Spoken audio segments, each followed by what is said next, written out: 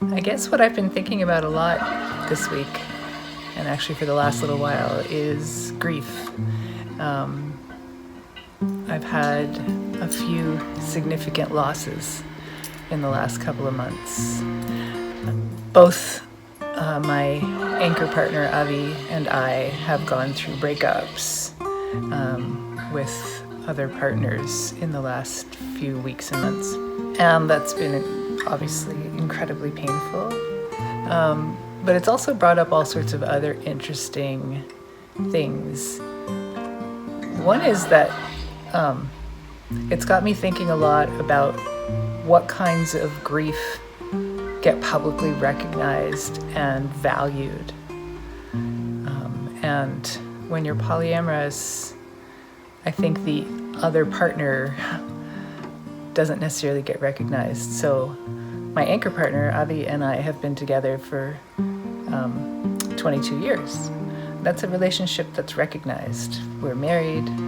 Our friends and family know us as partners. And if we broke up, I think there would be a lot of people rallying around us and offering help and support and compassion and empathy and all of those wonderful things. But when another relationship ends, it's not seen in the same way.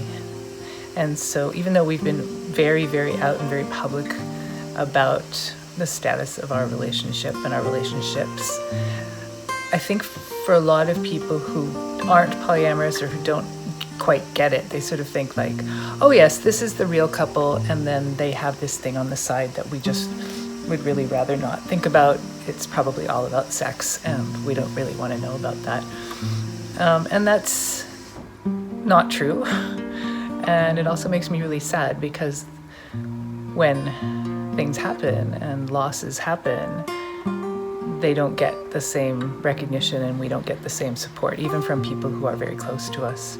So I wish that was different, and that people recognize the value of all different types of relationships beyond the ones that we conventionally call the significant, important ones.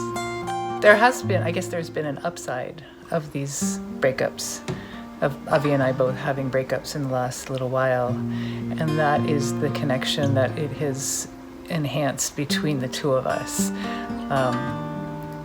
Because really, we are the only ones in our lives that get it in that way.